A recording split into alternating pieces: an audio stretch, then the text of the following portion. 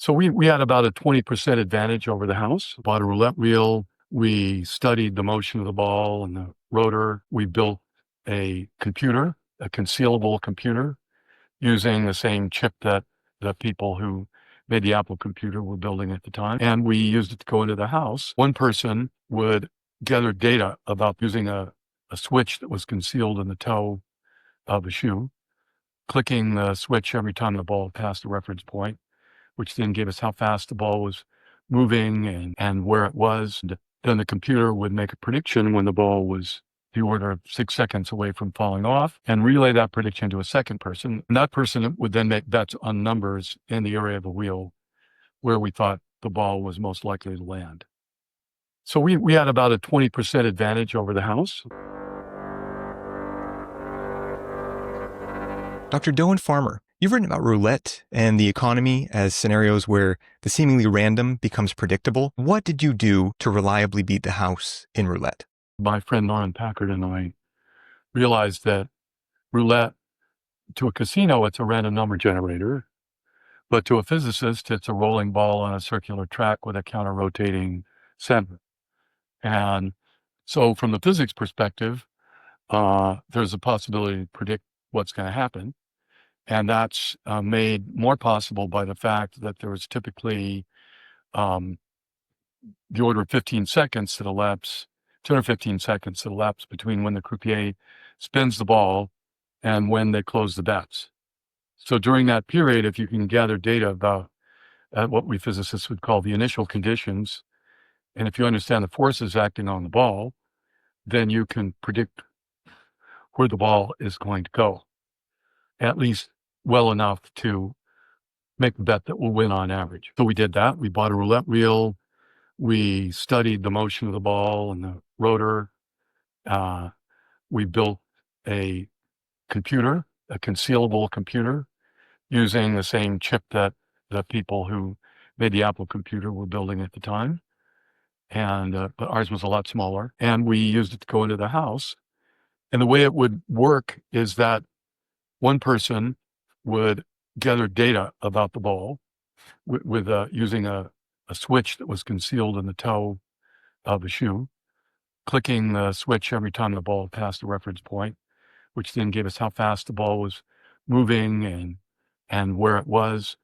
And then the computer would make a prediction when the ball was the order of 6 seconds away from falling off and relay that prediction to a second person. We did this just to make ourselves less suspicious. So the person who's taking the data had to be looking pretty intensely at the wheel. And that person would then make bets on numbers in the area of the wheel where we thought the ball was most likely to land. And so we had a computer under one armpit, back of 12 AA batteries under the other armpit. This was 1977. So computers weren't what they are now. The largest program we could fit was 3 kilobytes, so tiny programs. Everything had to be written very compactly. And then little kind of buzzing solenoids would give a signal that would relay the information the computer was using to talk to us. So we had about a 20% advantage over the house. So meaning every time we bet $1, we on average got $1.20 back. Now that said, the fluctuations are large because in roulette, you're placing bet on a few numbers out of 36 or 38. And we had a lot of problems with hardware. So we didn't get rich doing it, but we did show we could do it, and we made a little money and, demonstrated that it was possible. And the hardware thing is amazing too. I mean, this is sort of a predecessor to what we now think of as wearable computers. Yeah, well, I think it was. I think we built the first wearable digital computer, and it wasn't just wearable, it was concealable, so small enough to be hidden. And we were. Yeah. These days, with things like, an Apple Watch or something, would it be possible to execute the same sort of game? Yes, Apple Watch has much, much more computing power than the computer we built, so it'd be pretty easy to do. The drawback is that the casinos are now alerted to this possibility. At the time, they thought roulette was impossible to beat. And so that gave us a certain amount of cover, though we still felt casino heat. And that was another reason we didn't get very rich doing this. Every time we would up the stakes to a significant level, we'd feel the pit bosses and house detectives bearing down on us and scrutinizing every movement. And in fact, we had a couple of times we had to make fairly quick exits from the casino. So they ever think to check you? no, but that's probably because we got out of there before they pulled us into the back room. Yeah. So what do the roulette wheel and the global economy have in common? Well, they're both things that we have a hard time predicting. The economy, I think, like the roulette wheel, with the right amount of effort, could be predicted much better than it is predicted, but that would involve using methods that are quite different than the ones that mainstream economists use. So better science, better technology makes this seemingly random into something more predictable? Yes, that's the thesis. The better science in this case, building a simulation model of the economy where we actually simulate what people do in the economy rather than making idealized assumptions that they maximize their welfare and so forth, as is done in standard economic theories. So I've heard you say that predicting things in economics is harder than physics. What makes economics harder than physics? Well, people. The economy depends on people, and people are more difficult to predict than roulette balls. Now, the economy in some sense involves behavioral decisions in a framework that's ascribed by accounting. And the rules of accounting are pretty straightforward, and those are easy to track. It's the behavior part that makes things difficult. And that also relates to the difference in view we have about how to go about building models. Economics over the last 30 years, there's a whole branch of economics now called behavioral economics that's shown all the ways in which people are not rational and all the ways in which people don't follow the models that economists have made that are used by treasury departments and central banks and so forth to try to understand the economy. So there's a certain amount of cognitive dissonance within economics between the standard way of building models and behavioral economics, which I don't really think fits the standard way of building models at all. There have been many attempts now to put them together. None of them have been particularly successful, and certainly there's no agreed upon framework that people are using for that. But I think with what we're doing, we can take advantage of behavioral economics and the large data sets that we have about how people behave to do things better. Yes.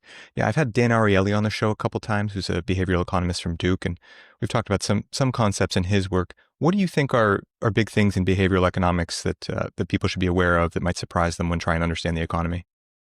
Well, I think in a way, there are things that don't surprise normal people very much, but they just differ from the way people are represented in economic theories.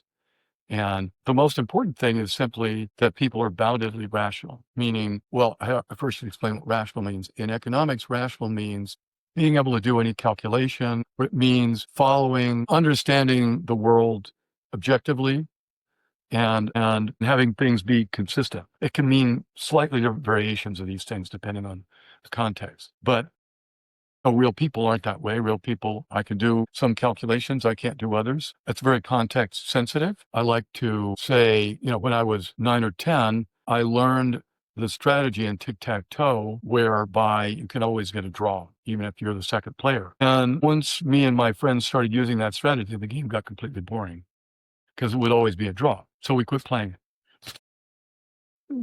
In the words of an economist, we were we were rational. We were rational relative to tic-tac-toe. We understood the game well enough to recognize this strategy was the best strategy we could play. And we used that strategy and we discovered the strategy and used it. But in chess, there's no such strategy. Nobody knows whether there's an ideal strategy for chess, and there might be a million of them and nobody knows. So it's just too complicated a game. So it's a very context dependent phenomenon. But I would argue that in many situations where we're making decisions as economic actors, we are boundedly rational because we don't fully understand the thing we're making the decisions about. Stocks in the stock market, lots of other things are going on in the stock market that you probably don't understand. So, and people buy stocks for emotional reasons. In addition, we can be more than just boundedly rational. And this is where maybe behavioral economists have focused on this more. We have certain cognitive biases. We can be emotional and make decisions that are not rational in the sense that they're not going to, if we're playing a gambling game or something, it's not the optimal decision to take. So we think we have a better framework for incorporating real people into economic model. Yeah, the emotion aspect is huge. I'm preparing for another interview where we talk about revenge, and there are all sorts of economic experiments where if somebody has the chance to divide money and they don't treat you fairly, then you will do irrational things on average to get back at them, which doesn't make sense when you could have something rather than nothing, but you'd rather act like that. So knowing this kind of thing, how do you incorporate behavioral realism into making useful predictions? Well, first of all, we on computer simulation. So in other words, we write computer program, algorithmic agents in them who represent people or represent firms. And so in order to run the simulation, we have to give those agents decision rules. We have to say, in a given situation, what will that agent do? How much will they consume? How much will they save? Will they invest in a company or not? We endow these agents with the most realistic decision rules we can find based on a combination of the knowledge we have. We interview experts to find out how they do it. If, say, you have an agent who's about to make an investment, we go interview agents who make investments. Think of, say, an agent. We have a model of the energy system where agents are making decisions about what new energy assets to build. We learn they have a return hurdle to profit, and they look at other characteristics. So we try and have our synthetic agents looking at those same characteristics and making decisions in a way that mimics the way the real agents do it. Alternatively, we can give agents learning algorithms where they can run in an artificial world and make a lot of decisions and learn which decisions work well and which decisions don't, and then use their learning algorithms to make decisions. So there's several different ways we can do it. And this is a topic of active research. We're far from having perfection in the way we do this, but we think we've reached the point where it's good enough that we're beginning to beat mainstream models. And you've had some success with things like modeling economics around COVID, correct? Yeah, we built a model when the COVID pandemic broke out. I sent everybody home and we realized that it was going to be a big economic event, not just a health event, and that we were well positioned to make some predictions that might help the government plot the right strategy. And so in particular, the question would be, how much of the economy do you shut down, and what are the economic consequences depending on what and how you shut it down? We realized that COVID was an opportunity for the kind of things we do because the shock was huge and sudden. So it's fast, was going to drive the economic system far out of equilibrium. And one of the advantages of the way we do things is we're very comfortable. And that one really needed to understand structural parts of the economy to make a good model for what was happening, because it was acting in a very industry specific manner. And so our models had the detail to be able to use that information. And so we did a crash program where we worked around the clock, because literally one of us was Penny Mealy was in Australia. So we'd hand the project over to her at the end of the day and she'd keep working on it. We put a model together very quickly. We made a variety of predictions under different scenarios. The scenario that we found seemed to be the best was to keep the upstream industries open, but close the downstream customer-facing industries. In other words, close an industry where people were walking into a store, but they'll maybe find some way for them to get the goods without having to walk in the store. But keep upstream industries like mining, forestry, food production open so that the economy could keep running. And one of the good things is that the exposure that people get from the upstream industries is much smaller than the exposure they're getting to COVID from the downstream customer-facing industries. And so we found that was a sweet spot where, or let's say sweet would be the wrong word, least bad solution, where not too many more people would die and the economy would not get clobbered too badly. And so we tested that, and we predicted that, for example, in the second quarter of 2020, that the UK economy would suffer a hit of 21.5%, and when the dust settled, it was 22.1%. And so we made a bunch of other predictions, all of which were quite good. And we did an extensive postmortem of models a year later, once we actually knew the outcomes. We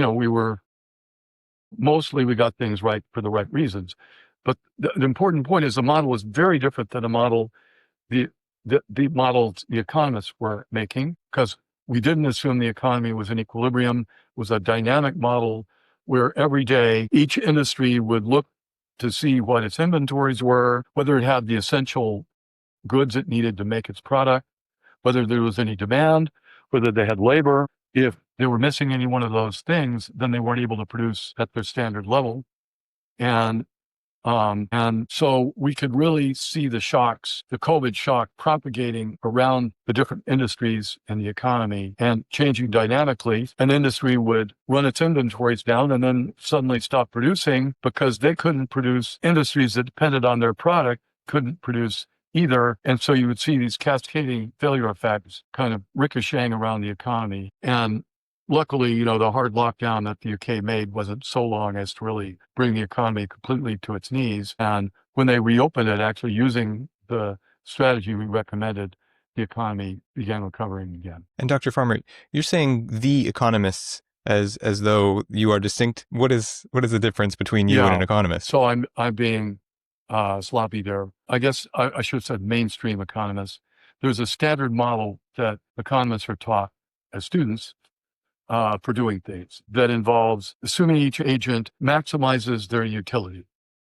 And what does that really mean? We all have a scorecard that allows us to decide what we like better and what we don't like as much. And so we all make, under the standard economic model assumption, you assume every agent is able to look around at the world, figure out what decision will give them the most utility, and then make that decision. And then the model predicts the economic consequences of everybody doing that. And to do that, this goes back to our rationality discussion. They typically assume that each agent understands all the other agents too, and takes them into account, knowing that they're all making the decision that maximizes their utility. So you get this ideal world. So it's a prediction that the world is pretty ideal, which I don't think it is. And so instead, as I mentioned, we make what we consider more realistic behavioral decisions. So the alternative models to ours were either just based on more subjective reasoning, this is what I think will happen, or models with very stylized assumptions, including all the agents maximizing their utility, and assuming the economy goes into equilibrium where supply equals demand and where everybody's maximizing their profits. So, which I don't think we were in that world. And you have such a skill for metaphors to help people understand this distinction between complexity economics and the sort of way of doing things. You've talked earlier about shocks, this idea that maybe the economy is like this rocking horse, that if nobody shocked it, it would just come back into place, or that it's like some sort of pole that you're kind of balancing on the tip of your fingers. To help people understand that human nature element within the economy, how could we look at it metaphorically? Yeah, I mean, the economy is a remarkable thing that greatly amplifies the efforts that we make because we can all specialize in things that we're good at and produce things in a much more efficient way than we would if we were all Robinson Crusoes acting on our own. So, which is one of the reasons I use metaphors and methods, even mathematical methods from the science of ecology in my work to understand the economy, because the animals are specialists. Grass is a specialist at taking sunlight and soil and water and turning it into grass. Zebras are specialists at turning grass into zebras. Lions are specialists at turning zebras into lions. Even though lions don't interact directly with grass, other than maybe occasionally walk on it or roll around in it. If the lion population goes down, the zebra population goes up, and then the grass gets hammered as a result. So ecology is a science of understanding these indirect connections of specialized activity. And so, one of the things we've done is show that you can use some of the concepts and even mathematical methods from ecology to better understand the economy. You referred to the rocking horse analogy. Well, in a standard economic model, it's as if the economy were a rocking horse and the rocking horse gets randomly pushed, and in between getting the pushes, it settles down into an equilibrium, but it never really stays there because it's constantly being pushed by shocks. In contrast, I think very often the economy is acting on its own. It's interacting with itself, and those self-interactions are what generate the behavior. The crisis of 2008 didn't happen because of an external shock. It happened because we invented new securities that were mortgage-backed securities that we didn't fully understand when the housing bubble popped. Well, mortgage-backed securities fueled the housing bubble, and then when the bubble popped, because they became worthless and people owned them all over the world, banks all over the world had to retrench, and which meant they weren't lending money, which then affects the real economy because the economy depends on lending to keep going. So in other words, it was an internal interaction of the economy. It wasn't just a rocking horse settling into equilibrium. It was a rocking horse propelling itself on its own. And you mentioned the lion, zebras, grass metaphor. That's trophic levels is what I've heard you describe it as, which I found interesting because that one seems to be a property of the economy. It doesn't necessarily rely so much on human nature. So how does that metaphor play out in real economics? Well, one of the things my ex-graduate student James McNerney and I showed is that you can actually use the same equations that people use to understand food webs in ecology. Food web is a central notion. If you look at a lion, you can ask, what's the lion's diet? Well, maybe zebras are 20% of the diet, and deer are 30% of the diet. You can see the diet fractions of the lion. So if anything happens to one of those species, how that's going to affect the lion population and vice versa. And so one of the basic tools of ecology is taking the equations that you write down that involve these trophic webs, food webs, and then understanding how that changes populations of species in response to different forms. Now, what we did is move that over to industries. So a given industry is the analogy of the species now. And each industry has inputs from other industries. That's like the thing it's eating. And so there's a fraction. If you're making bicycles, you need a certain number of bolts and a certain number of wheels and so on. And so we know, one of the consequences of that, as we know, is if there's problems with the supply chain, that can affect output. That's what we were doing in our COVID model, actually. But the other thing we realized is it affects innovation. Because if you're, say, a laptop manufacturer and somebody comes up with a better way to make screens that makes those screens cheaper or makes them better for the same price, then you automatically inherit that improvement. Your laptop gets better as a result of that. Similarly for the chip, any of the components, if somebody else improves them in your supply chain, you inherit that improvement. So we wrote down some equations that are very much like the equations ecologists write down. And we showed that all else equal, industries with deeper supply chains should improve their products faster than industries with shallow supply chains because there's more opportunities for innovation along the way. And to our amazement, the predictions worked perfectly. And we could really see that the industries with the deepest supply chains improve the fastest. Those also tend to be industries that are in some sense higher tech. Like if you compare Chinese agriculture to US agriculture has a high trophic level. Maybe I should explain what that means. Chinese has a low trophic level, meaning if in the example I gave of grass, zebras, and lions, grass would be trophic level 1, zebras trophic level 2, lions trophic level 3, because each thing you're one higher than the trophic level of the things you eat. Now, when you have a more complicated diet, your trophic level is not necessarily an integer anymore, but it still gives a way of thinking about your position in the ecology. And things with higher trophic levels are very different than things with low trophic levels in terms of the impact on the ecology if they're removed and so forth. Well, the same idea here, the deeper your supply chain, the higher your trophic level. And agriculture in China is much more primitive and has a low trophic level because of that. Agriculture in the US is highly automated and mechanized. And so they're buying lots of products from other industries. And so hence the difference. And that gives you some insight into the way those industries behave and the rate at which they're expected to improve. So as you said, it's not a property of people, it's really it's a structural property of the economy. It evolves to be that way indirectly because of things that involve people. But it's just a structural property, and it's an example where you see just the structural properties can have implications that would not have been obvious in advance. Knowing all this about trophic levels and things, sometimes people compare the American economy and the Chinese economy and they say, well, it depends on how you count. Knowing this, how do you see the two in comparison in terms of strength?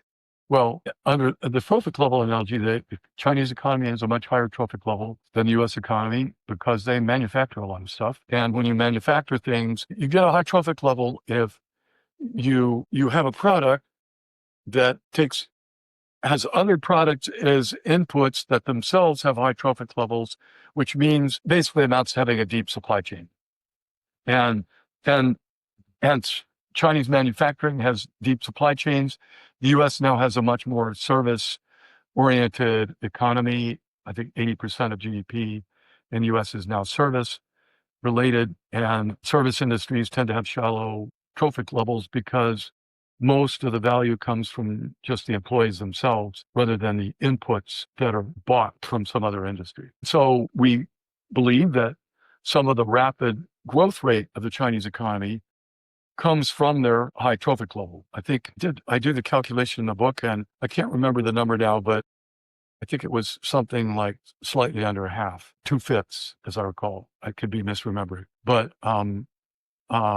so, a substantial chunk is really just because the Chinese are doing manufacturing, and manufacturing is an industry that tends to improve in terms of quality of product per cost. This seems to be maybe the nature of an industrializing economy. How would trophic level likely play out for China in the long run? Well, that's a good question because the pattern that has been followed so far is that countries, the key step in the growth path is manufacturing. And then once the country becomes wealthy and developed from having a large manufacturing base, then there's a move to more services. So letting the manufacturing get outsourced somewhere else. If that pattern holds, then China might do the same, and that might slow their growth. Not clear that will happen. I mean, people's views about these things have changed. Now, a lot of countries are now much more focused on maintaining their manufacturing bases than they were in the past, and outsourcing is less popular. Do you have a model that's predicting where they're going? Not yet, but we're working on something. Okay, great. So we've used the phrase models a lot. It seems that your work models simulation. Just to kind of fine tune this a little bit, you've written economists love mathematics and eschew simulation. What's the model versus the simulation versus math? Yeah. So a model is anything where you create a representation of something that's a simplified version of it. You're going to build a skyscraper, you build a model, the architect builds a model you can put on his desk, people can take a look at, get an idea for visually. Airlines these days actually create a virtual model of airplane that includes not just the engine, but the interior, the seats. A virtual stewardess can walk down the aisle and serve drinks in the virtual model of the plane. It helps them make sure everything's in the right place. And they don't make, stupid mistakes. So in science, a model is sort of the same. It's a representation of something that allows you to connect different things together or make predictions about something.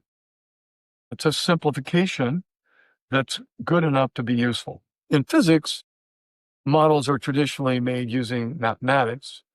You write down for Roulette, write down Newton's laws, solve the equations, and just plug numbers into the equations and make predictions. So that's the model, those equations. But, you can also simulate the behavior of the simple enough you don't need to do that. But when I was in graduate school, I worked on galaxy formation.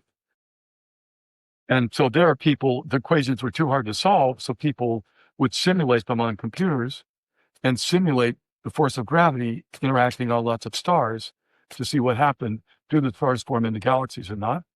Turned out they didn't. It really turns out the reason that you need black holes and to nucleate galaxies. I didn't know that at the time. But anyway, I'm just talking about models in general.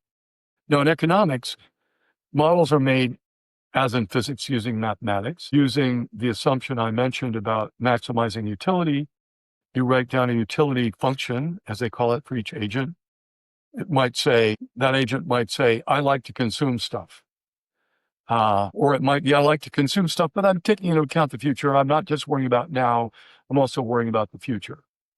And then you set up the structure of the problem. You write down equations in which each agent is maximizing their utility, and then you derive the decisions all the agents should make to do that. So that's the way models work in mainstream economics. The simulation is different.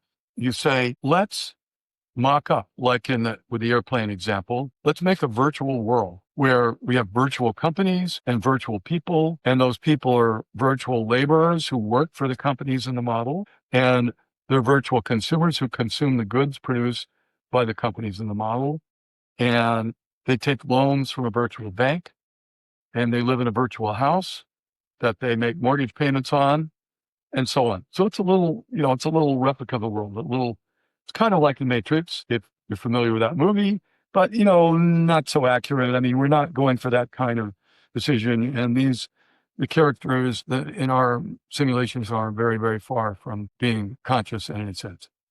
But then you just simulate the world. You simulate this digital twin, this digital duplicate that you constructed inside your computer. You run a computer program and you see what it does. Does GDP go up or down? How many people become unemployed?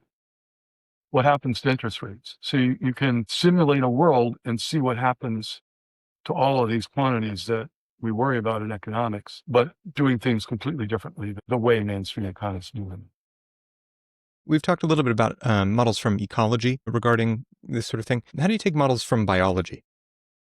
Well, I talk in my book a bit about the striking fact that models of production networks are follow almost the same equations as models for metabolisms in biology. Metabolism takes material from the environment, breaks that material down, and then incorporates that material to generate energy to do things the organism needs to do. Similarly, the economy takes natural resources and combines them with human labor and uses and produces goods that we need or think we need. And so if you write down the equations for these two things, they're actually the same set of equations, some minor differences. And those equations, as I mentioned, could be very useful for understanding innovation. But it made me realize that the economy is really the metabolism of civilization. It's the thing that keeps us all running, that we depend on for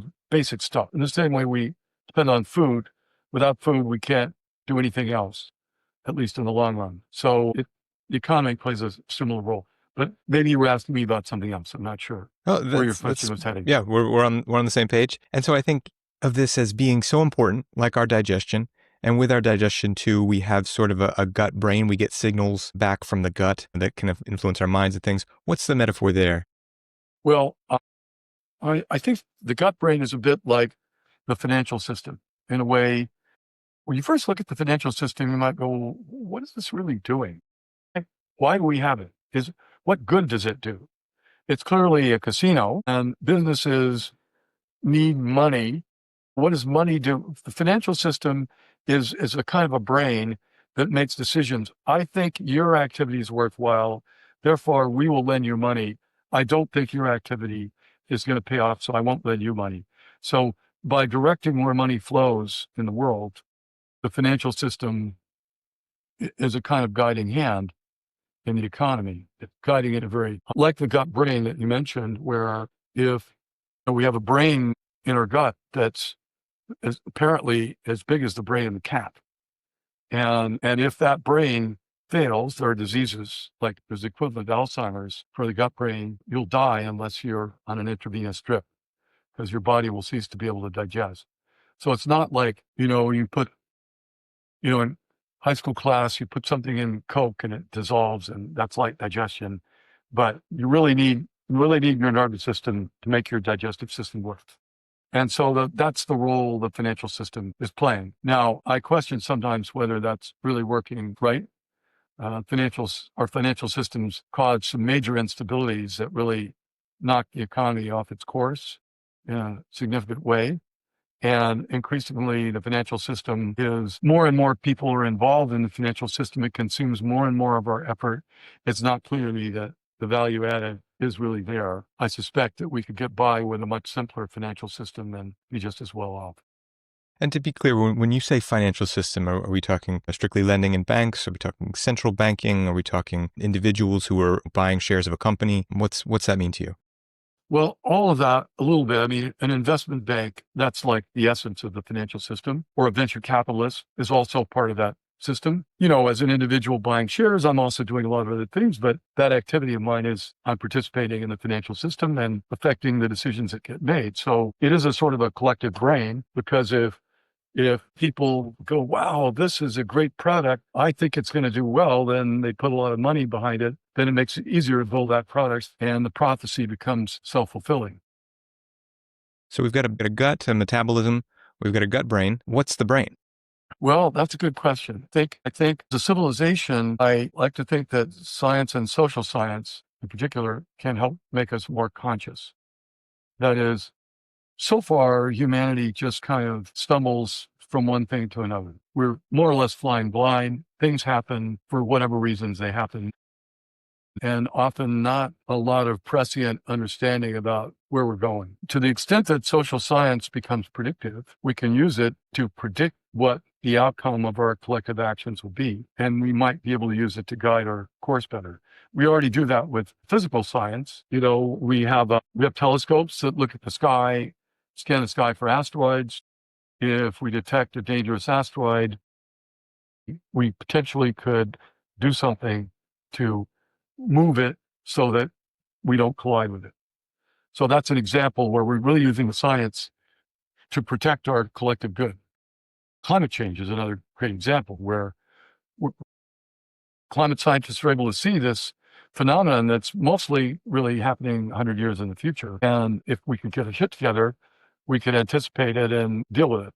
We're not very good at collective action in response to such things. So put a big asterisk by what I'm saying because of that. But if we began to have better tools for understanding how the economy works, so we know if we make this choice, we adopt these policies, we're going to end up over here, versus this other set of policies, we end up over there, then we can really say, well, we'd rather be over here than over there, at least if the predictions are good enough to be reliable enough that people believe them. And I think we can get there. It's going to take some time. We'll still have the collective action problem. Now, climate is particularly hard because it's a tragedy of the commons, right? Whereas some problems like, well, if we're going to hit an asteroid, obviously it's in all of our interest to not hit the asteroid. The defectors aren't any better off. The degree to which we can do collective action depends on the internal, the tragedy of the commons issue, and whether our incentives are lined up. I think there are many situations where they're lined up enough, or if people could see clearly enough. Anyway, so back to the brain, I think our ability as a civilization to do science and allows us to really look into the future and plan what we do accordingly in a conscious and perhaps even slightly rational way. Now, you're talking about how, it would be in all of our best interest to stop an asteroid. With a tragedy of the commons kind of problem, it is still in all of our best interest in the long run to manage it, to coordinate.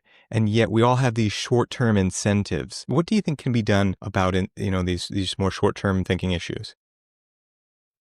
I guess what I've been working on in climate, and you make a good point, even with an asteroid, there might be slackers who go, well, other people are going to deal with it. But just somehow, I think, let me just make a comment. People are really particularly bad at threats that are abstract and in the far future, or where you can throw up a smokescreen of controversy so that the president of the United States believes it's a hoax, which it's not. But how do we do this better? I guess with climate, I'm trying to find less painful paths. and pointing out that we're actually very lucky that just when we need them, we have solar energy and wind and batteries developed to a point where they're actually cheaper now than the standard fossil fuel sources. Not cheaper for everything, but cheaper for many things and becoming cheaper all the time. Fossil fuels cost the same as they did a century ago once you adjust for inflation. Solar panels are 1/10,000th of what they cost in 1958, and they're still coming down. So just when we need them, we have sources of energy that don't emit carbon, and 75% of our problem is due to energy. So we can solve a lot of it by just going along with a fairly painless and actually even net positive solution. We showed that when you do all the accounting, even though we do have to do more infrastructure investments to transition because we get cheaper energy quicker, cheaper, cleaner, more secure energy quicker. It's a net positive. Even if climate change were happening, we should do it and do it quickly. You mentioned that smokescreen of controversy being thrown up. How do you think people can best recognize that sort of situation? You know, I suspect a lot of people want to do the right thing, want to, be thoughtful about how they spend money and what sort of products they use and such. And yet, if there is confusion or different arguments, it becomes harder. Yeah, I think that's right. It's I agree with you. I think most people want to do the right thing, but what is the right thing? Yeah. And um, and it's of course a problem when you have vested interests that want to, like fossil fuel companies, that don't want to lose their franchise. Aramco was, I believe, last year the most profitable company in the world. So oil companies some of them make remarkable profits, and of course they don't want to let go of that. But we, collectively have to steer a course to stop doing that. I think it will help. The easier it gets, the easier it is to do. And it's getting easier and easier all the time, to the point where I think that fossil fuels may well die just for purely economic reasons. About lots of different things in this body metaphor. Now we've talked about the gut brain, the brain. There's also something you're writing along the lines of scientific models are civilization's nascent cerebral cortex to plan for the future and avert environmental threats. So what's the cerebral cortex level on that brain? Well, this goes back to what I was saying a little while ago, that science allows us to collectively peer into the future and collectively understand cause-effect relationships that were not obvious before. And so the better we get at that, the more we could guide ourselves usefully. Social science has historically lagged. There aren't that many social science models that have clear predictive value. I mean, a psychology model, you can predict if you put a college student in a psych lab, you can predict 30% of them will behave like this, 70% will behave like that. So those are pretty solid predictions. But making more collective predictions of how people will respond to sort of threat or something, I think intuitively we know something about it. But we don't have models that give us very clear predictions beyond what we already know intuitively.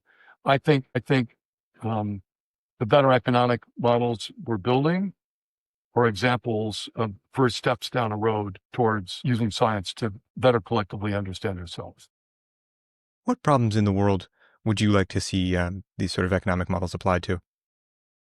Well, certainly, I think we need to make a sustainable economy. I think we can create an economy that's both sustainable and prosperous, maybe even growing, but growing in certain ways, like information technologies can grow in an almost environmentally without environmental impact. I'm sorry to interrupt. Just to be clear, when you say sustainable, you mean in terms of environmental impact? It's environmental impact. Yeah. Okay, thank you. Sorry to interrupt.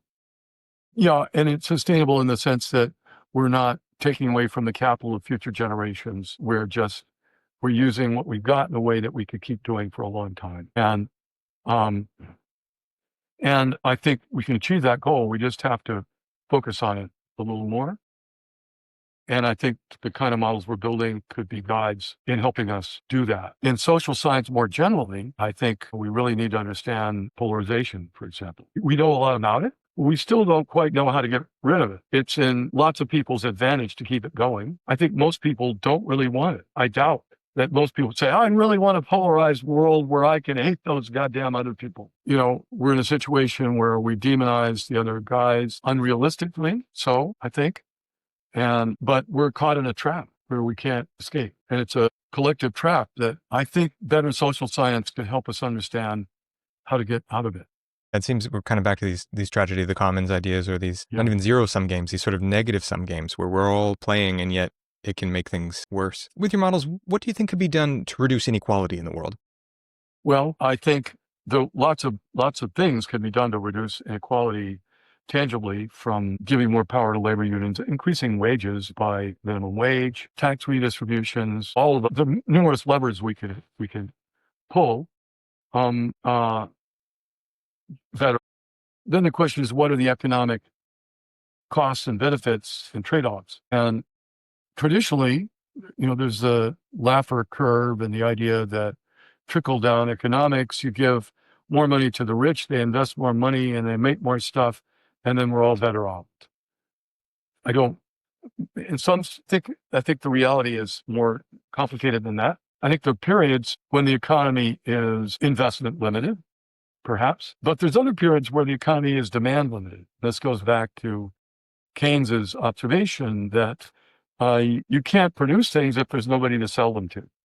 You've got to have consumers, and the consumers have to have enough money to buy a product. Or, Henry Ford said, I want to build a car that the men who work in my factory can afford. And so my conjecture is that for the last 20 years or more, the economy, particularly in the U.S., has been demand limited because we've had an increasing concentration of wealth. Rich people can't spend their money. So what do? There's a limit to how many yachts you can buy and so on. The rest gets parked somewhere. I mean, maybe it gets invested, but the investment world has been overloaded. There aren't enough investment vehicles to accommodate all the money. So the money doesn't do very much. In contrast, if we were stimulating poor people or, lower middle class people or even middle class people, they spend most of their incomes. Then there's more customers for the producers to sell products to. The economy becomes more productive. So I actually would argue that even if you're what saying I do, but the best way to get a high GDP is probably to have a lot more equality than we have now. And so I think one of the things is just to better understand these trade-offs. So we really understand, we don't fall for politically driven policies that benefit a very small number of people, and maybe even don't benefit them as much as they think. Because as I said, there's more customers out there, there's more money to be made by the rich class. But yes, I think one of the advantages of the kind of models we make is because we simulate at the level of individuals, we can create synthetic populations of virtual people who really match up with real population, match their age, match their income bracket, match their education, gender, race, whatever you want. We can match all those characteristics. And then we can look and see under any economic policy who are the winners and losers.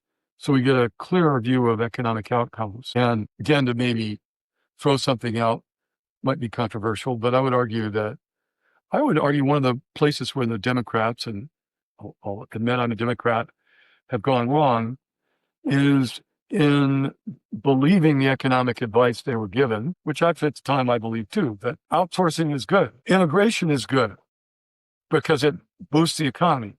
Well, it's true. Both of these things have strong positives, but we didn't really take the negatives into account. We didn't really anticipate how strong the losers were going to be, set up a system to compensate them for those losses and keep them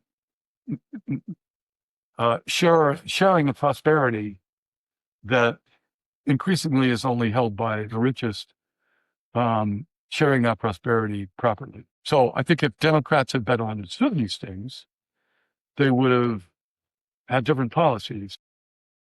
I think a guy like Barack Obama, I think he really believed he wanted to do the right thing. But if your economists tell you, no, Rock, you should bail out the banks. You don't need to bail out the households, or as an example, had long-range consequences. Dr. Farmer, we've talked quite a bit about the limits of standard economic models. There are roadblocks, it seems, as well with complexity economics, data quality, methods and infrastructure, institutional support. What do you think about the roadblocks?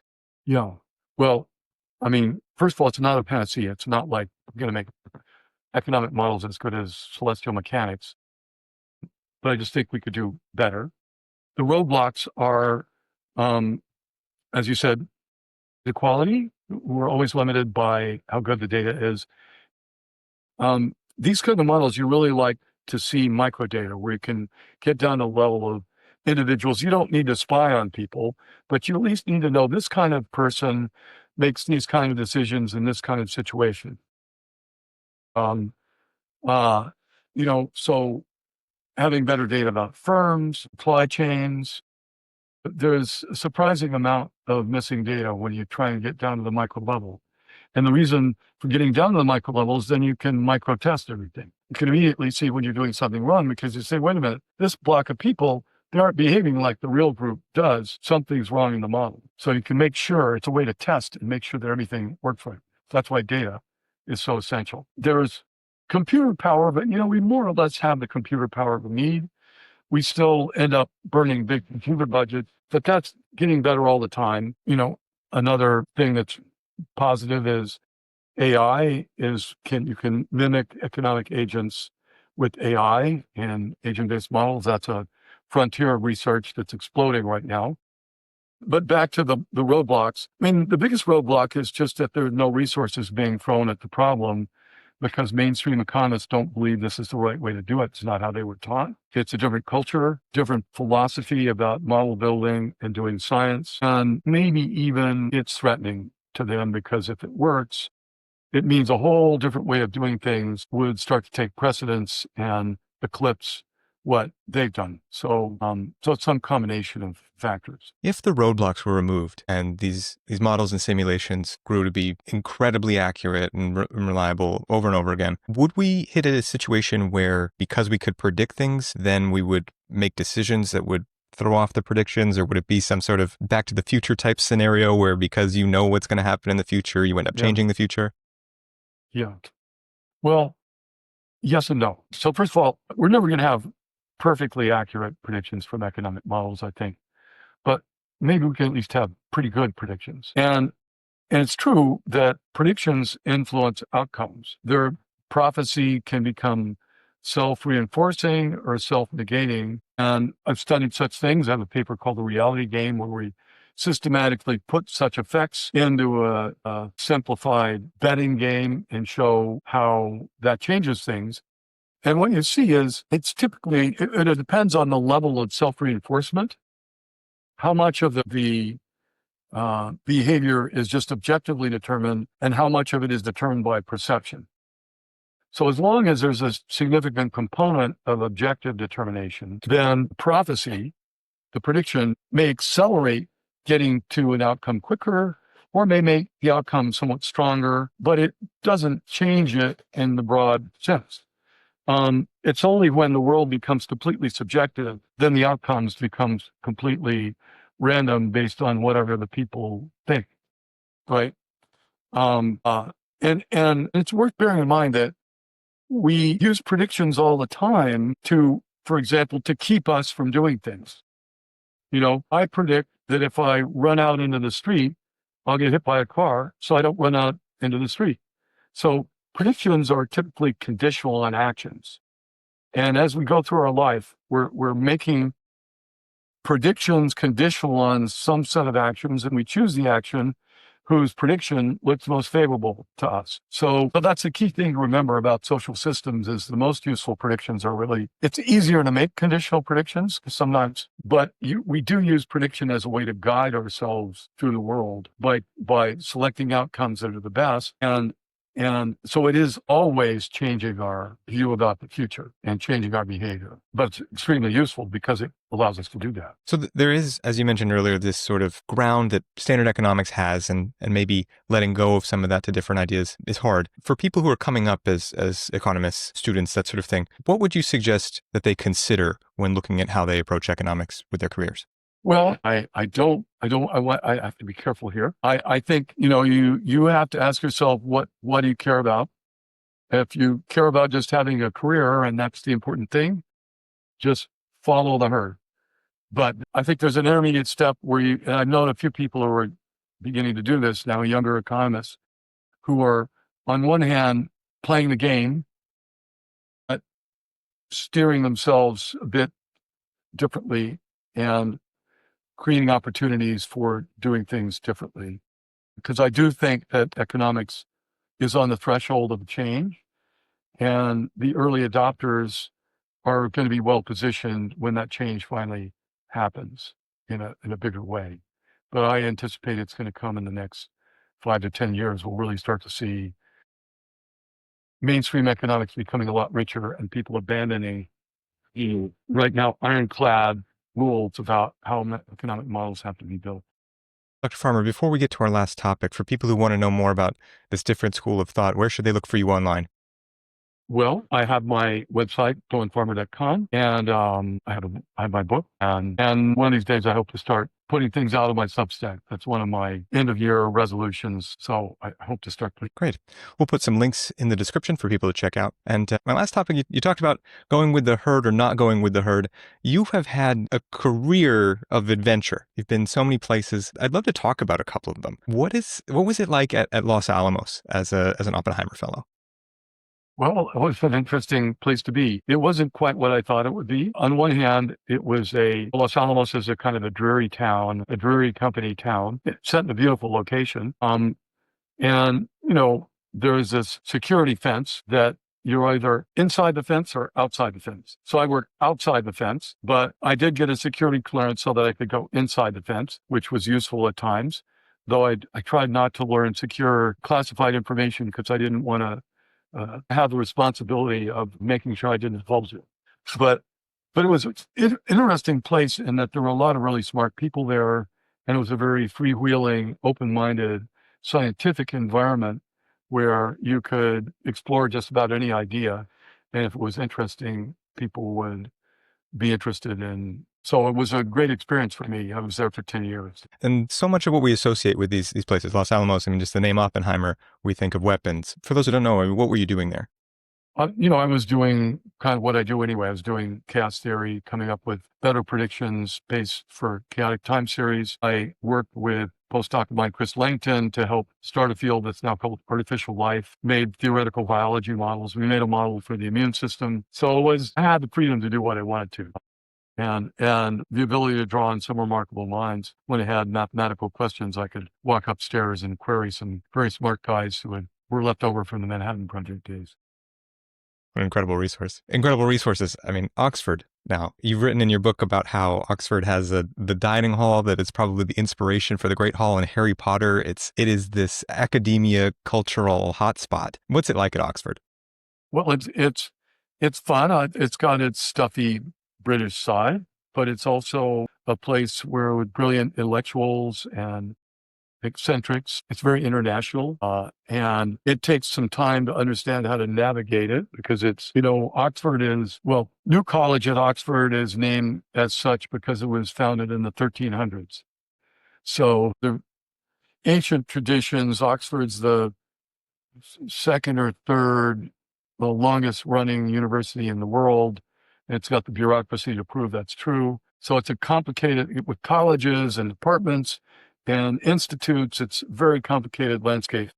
But as I've learned to navigate it, I've brilliant people, and it's been a great environment to be in it. And most of all, I've had brilliant students and postdocs, and that's really greatly enhanced my experience there and amplified my output. I think that's a beautiful note to end on. Dr. Doyne Farmer, for the work that you do, for this career that you've built that's allowed you to tap into these different ideas, for your book, Making Sense of Chaos, and for taking this interview, thank you so much. Thank you.